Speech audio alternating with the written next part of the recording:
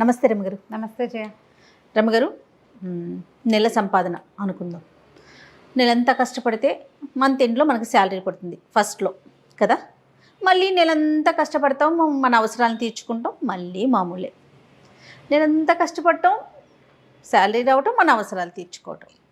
ఇంకా ఇదే నా జీవితం. ఇట్లానే రొటీన్గా ఇంత సంపాదన ఇంత ఖర్చు, ఇంత సంపాదన ఇంత ఖర్చు. కొంచెం ఎక్కువ వెళ్తే అప్పులు పాలవటం, ఆ ఖర్చును తగ్గించుకునే ప్రయత్నం చేస్తూ ఉండటం.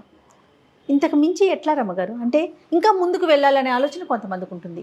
ఎలాగైనా వెళ్తారు అంటే జీవితాన్ని అనుభవించడం ఎలా అంటావా? జీవితాన్ని ఎట్లా ఎంజాయ్ చేయాలి? ఇంక ఇదే రొటీన్ అయిపోట్లా కాదా? పొద్దున్న జీవులు అంతే, వేతన జీవులు అందరి పరిస్థితి ఇదే కదా జయ.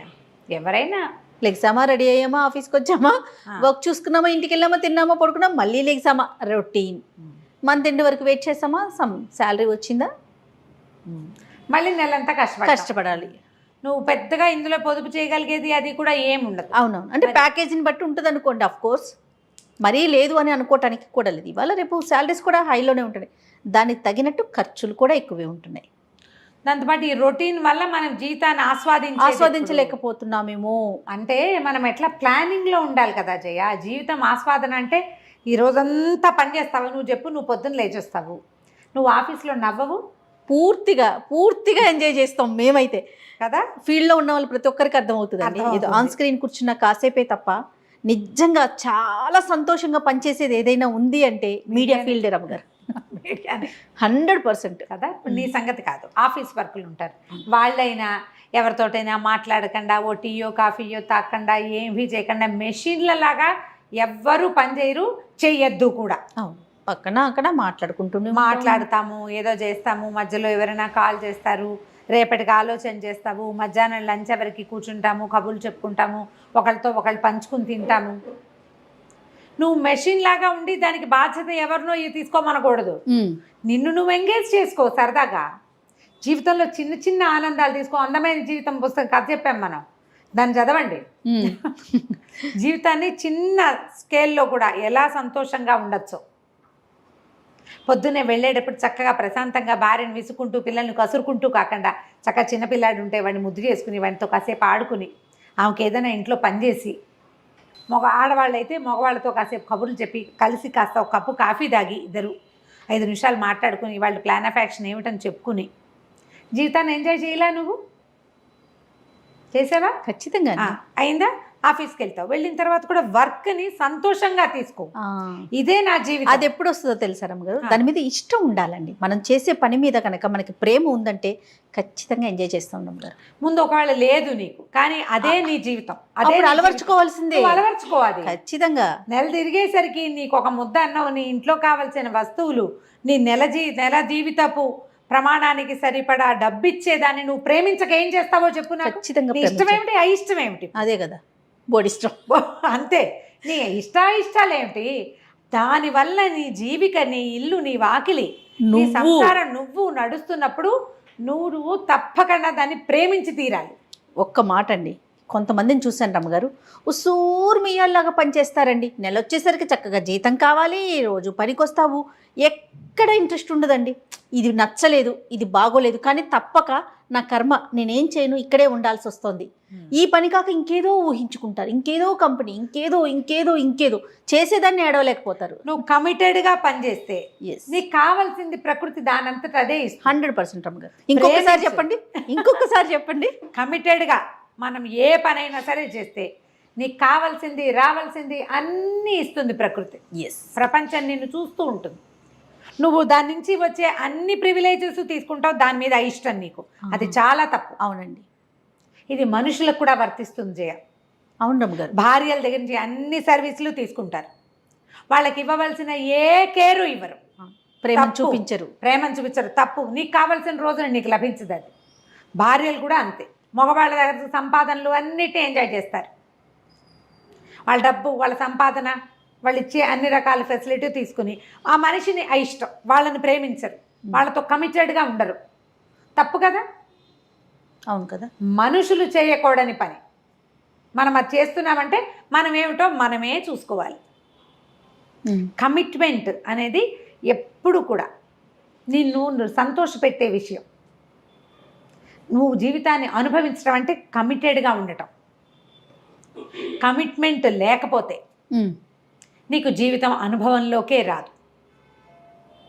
నువ్వు గాల్లో ఈ నీళ్ళల్లో కాగితం పడవలాగా కొట్టుకుపోతావు. కొట్టుకుపోవాలా, నిలబడాలా జయ?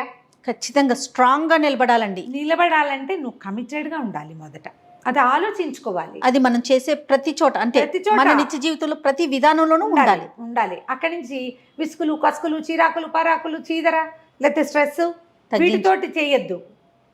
వాటిని తగ్గించుకోండి. వాటిని మేనేజ్ చేయడానికి మీ జీవితానికి మీతో పాటు ఆలంబనగా ఇంకా గుంపు ఉంది కదా. అవునవును. ఒక మనిషి సంఘజీవి కదమ్మా. అవునండి. పెద్ద సమూహం కదా, మనకి చిన్నదే మన సమాజం ఉంటుందా. నువ్వు ఒక చోట వర్క్ ప్లేస్లోకి వెళ్తే అక్కడ ఉన్నది ఒక సమాజం, నీతో ఉండేవాళ్ళు. అవును. నువ్వు ఇంటికి వస్తే ఇక్కడ ఉన్నది ఇది ఇంకో సమాజం.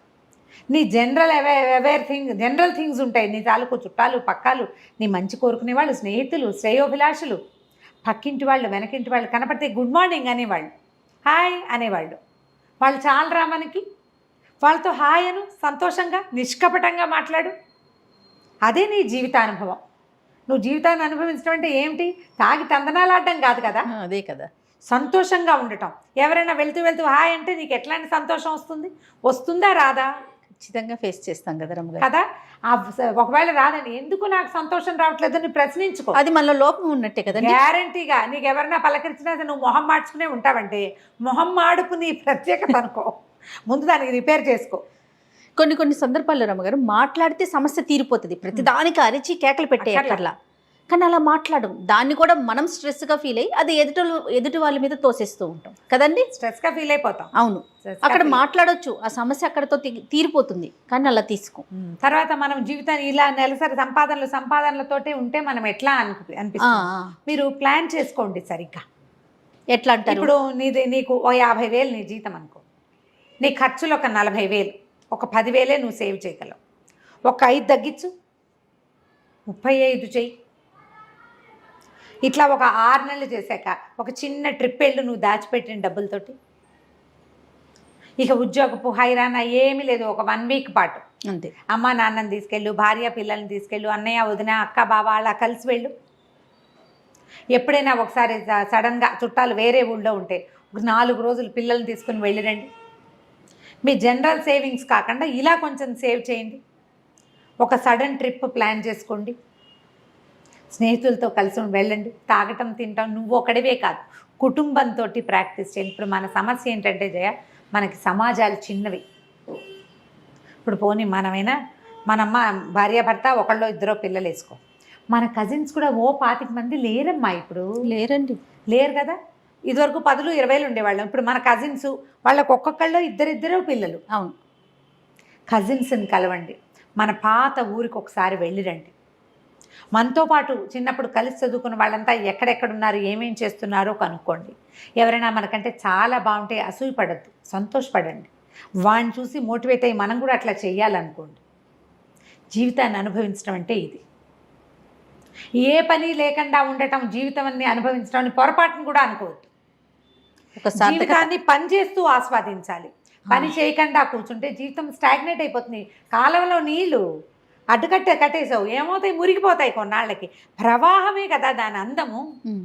వెళ్తూ ఉండాలి. ఆ వెళ్ళటంలో పని ఉంది, పాట ఉంది. సో రొటీన్ లైఫ్లో చిన్న చేంజెస్ చేసుకోండి. చిన్న చేంజెస్ చేయండి. రెగ్యులర్ సేవింగ్స్ కంటే కూడా ఒక డిఫరెంట్ సేవింగ్. ఎప్పుడు ప్రతి వారం ఒకే చోటకి వెళ్ళి తింటాము, ఒకే చోట ఉండటము, ఇంట్లోనే పడి ఉండటము కాకుండా ఫర్ ఏ చేంజ్ ఏదైనా చేయండి. కొత్తగా ఆలోచించండి. ఎప్పుడు చూడండి ప్లేసులకి. అందరూ వెళ్ళే ఒక పార్కుకే వెళ్ళకండి, ఇంకెక్కడికైనా వెళ్ళండి. 4 అడుగులు వేసి నడవండి. భార్యాభర్త కలిసి యోగా క్లాస్కి వెళ్ళండి. ఏ జూంబా క్లాసులో ఇవన్నీ వచ్చినాయి. మీరు ఒకళ్ళతో వాళ్ళొకళ్ళతో వెళ్ళిపోకుండా మీ ఇద్దరు కలిసి వెళ్ళండి. ఇలా ఎక్కడికైనా వెళ్ళండి, ఏదైనా చెయ్యండి అనగానే చెరుకో పక్కకి లాక్కుని ఇప్పుడు ఏంటంటే నేను వింటున్నాను జయ ఇట్లా. అవునండి. ఆవిడకి బిర్యానీ నీకు ఇష్టమైతే నువ్వు తెప్పించుకుని తిను, నాకు ఇష్టమైంది. ఇలాగే నీకు ఇష్టమైన చోటుకి నువ్వు వెళ్ళు, నాకు ఇష్టమైన చోటుకి నేను వెళ్తాను. ఇక నువ్వు కుటుంబం నా బొంద. కొన్నాళ్ళకి ఆవిడకి అక్కడ ఫ్రెండ్స్, ఈయనకి ఇక్కడ ఫ్రెండ్స్. అంతే. కొన్నాళ్ళ పైక మీ ఇల్లు మీది, మా ఇల్లు మాది. ఒకళ్ళ కోసం రెండో వాళ్ళు వాళ్ళకి నచ్చింది చేయాలి. ఒక నెల నీ ఛాయిస్, రెండో నెల నా ఛాయిస్. సంసారం ఇలా ఉంటే ఎంజాయ్మెంట్ ఏంటో తెలుస్తుంది. రైట్. సంసారం బాగుంటే ఉద్యోగంలో కూడా హ్యాపీగా ఉంటాం. ఇప్పుడు మన పాయింట్ అదే కదా, మన సంపాదనలోనే ఉంటే జీవితాన్ని ఎప్పుడు అనుభవిస్తాము అని. మన పక్కనున్న వాళ్ళని సంతోషపెట్టి సంతోషపడండి, ట్రై చేయాలి. ఇవన్నీ కూడా ప్రయత్నాలే చేయ. మనం ఎక్కడ తప్పు చేస్తున్నాం, ఎప్పుడు నేను సెల్ఫిష్గా ఉంటున్నానా, లేకపోతే ఎప్పుడు ఈ అమ్మాయి సెల్ఫిష్గా ఉంటుందా అనేది ఆలోచించండి. అసలు ఏది సెల్ఫ్, ఏది సెల్ఫ్లెస్ అనేది ఆలోచించండి. ఏ ఓల్డేజ్ హోమ్కో వెళ్ళరండి, అమ్మా నాన్నల్ని ఓల్డేజ్ హోముల్లో పెట్టకండి. ఎక్కడైనా అనాశరణాలయాలకు వెళ్ళండి, వాళ్ళకి కావాల్సింది ఏదైనా కాస్త కొనుకెళ్ళి పట్టుకెళ్ళి ఇచ్చిరండి. ఇట్లా ఏవైనా చేంజ్ చేసుకోండి లైఫ్లో. అప్పుడు ఈ మొనాటని, ఈ సంపాదన వెనకాలే పరిగెడుతున్నామనే భావాలు తగ్గిపోతాయి. ఇవాళ రేపు ఇద్దరు వర్క్ చేసేటప్పుడు ఈ ప్రెషర్ వస్తుంది చేయాలి. అవును, నెలంతా పరిగెడుతున్నాము, మనం ఏం ఎంజాయ్ చేయటం లేదు అనిపిస్తుంది. చిన్న చిన్న ఆనందాలు వెతకండి. ఎవరి లెవెల్ ఆఫ్ ఆనందాన్ని వాళ్ళు, ఎవరి పద్ధతిలో వాళ్ళు, మీ ఛాయిస్ని బట్టి.